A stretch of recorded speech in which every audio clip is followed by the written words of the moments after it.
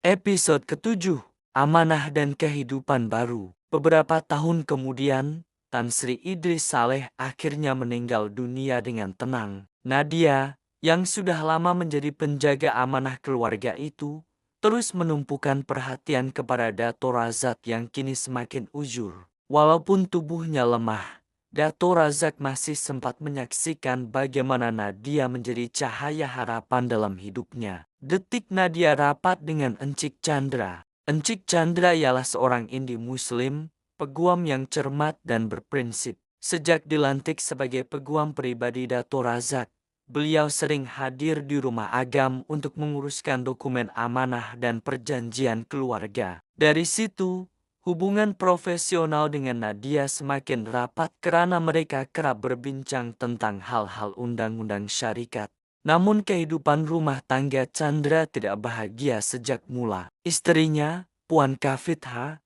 seorang eksekutif korporat yang bercita-cita tinggi, sering menuntut gaya hidup mewah, rumah besar, kereta impor, percutian ke luar negara. Chandra yang cermat dengan keuangan enggan memenuhi permintaan itu. Pertengkaran demi pertengkaran berlaku, dan jurang antara mereka semakin melebar. Pertemuan dengan Nadia di rumah Agam, selepas mesyuarat amanah, Chandra sering berbual dengan Nadia. Dia kagum dengan sifat Nadia yang sederhana, tidak materialistik, dan sentiasa menekankan amanah serta kesederhanaan dalam hidup. Chandra berkata di dalam hati, wanita ini berbeza. Dia tidak mengejar kemewahan, tetapi menjaga amanah dengan penuh ikhlas. Inilah yang aku cari. Perasaan itu berkembang menjadi kasih sayang. Chandra mula berniat untuk memperistrikan Nadia secara poligami. Dilema Nadia, pada mulanya Nadia teragak-agak. Usianya sudah 30 tahun, dan dia sadar cabaran yang bakal dihadapi. Namun hatinya ikhlas. Dia hanya ingin membina keluarga kecilnya sendiri, mempunyai darah daging sendiri, dan tetap menjaga amanah yang diwariskan kepadanya. Nadia akhirnya meminta restu Dato Razak dan Dato Razak memberikan sepenuh restu karena sudah bertahun-tahun mengenali hati budi Chandra. Konflik dengan istri pertama. Puan Kafitha berang apabila mengetahui niat Chandra. Dia mencaci maki Nadia, menuduhnya perampas, penyondol dan berusaha dengan pelbagai strategi untuk menghalang perkawinan itu. Namun Chandra tetap teguh dengan keputusannya. Akhirnya, Nadia dan Chandra bernikah di sempadan, dengan Dato Razak sendiri menjadi saksi. Perkawinan itu menjadi titik perubahan besar dalam hidup Nadia. Pertarungan di mahkamah. Beberapa tahun berlalu, pertikaian rumah tangga Chandra dan Kafitha dibawa ke mahkamah. Walaupun pahit, akhirnya perceraian berlaku atas nama undang-undang. Chandra sedih, tetapi akur bahwa jodohnya dengan Kafitha berakhir di situ. Dia dicemu oleh keluarga bekas istrinya, malah keluarganya sendiri ada yang tidak bersetuju. Namun Chandra tabah, memilih untuk meneruskan kehidupan bersama Nadia. Kehidupan baru, Nadia dan Chandra hidup bahagia. Mereka dikurniakan seorang cahaya mata perempuan bernama Hana Chandra, seorang anak yang ceria dan pintar. Hana menjadi simbol kasih sayang tulus antara mereka, serta harapan baharu dalam kehidupan Nadia yang penuh amanah. Hidup sederhana, walaupun Nadia kini memegang amanah besar.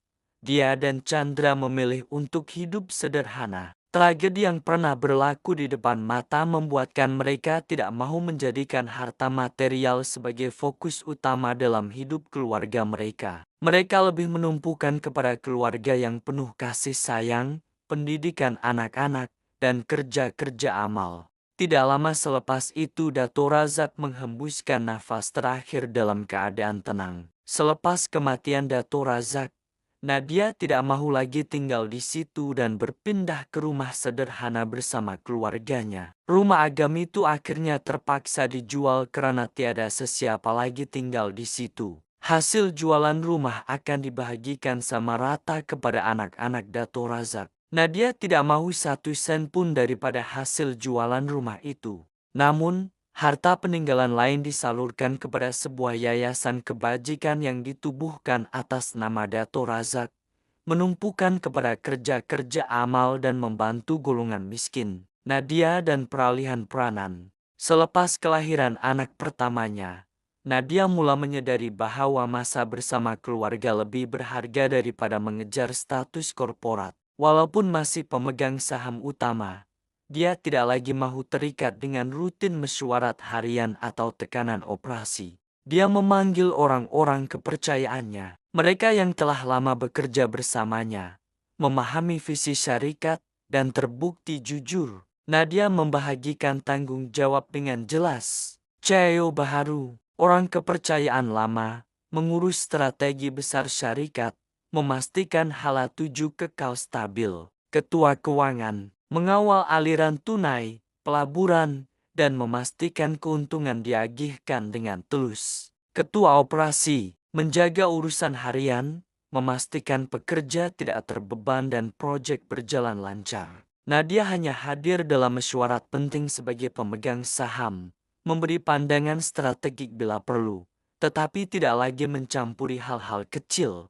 Kehidupan pribadi Nadia, dengan delegasi itu, Nadia menumpukan perhatian sepenuhnya kepada keluarga kecilnya. Dia menikmati masa bersama anak, membina rutin harian yang sederhana tetapi penuh makna. Suaminya masih menjadi seorang peguam. Dari segi keuangan, Nadia tidak pernah merasa rugi karena dia sudah lama menyimpan dan melabur sejak muda. Gaji dan allowance amanah yang diterimanya dahulu menjadi asas kukuh.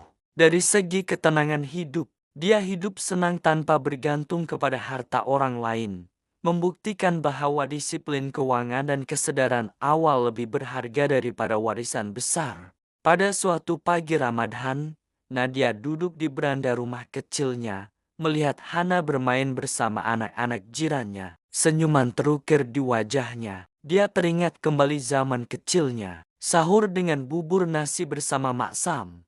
Ditinggalkan ibu tiri, bekerja sebagai cleaner lady, dihina dan dihalau, muntah darah karena sihir, hampir dibunuh pembunuh upahan dan digelar penyondol. Semua itu kini tinggal kenangan. Nadia berbisik dalam hati, amanah bukan tentang harta. Amanah adalah tentang kasih sayang, tanggung jawab, dan keikhlasan. Dan itulah yang akan aku wariskan kepada anak-anak ini. Bersambung ke episode yang akan datang.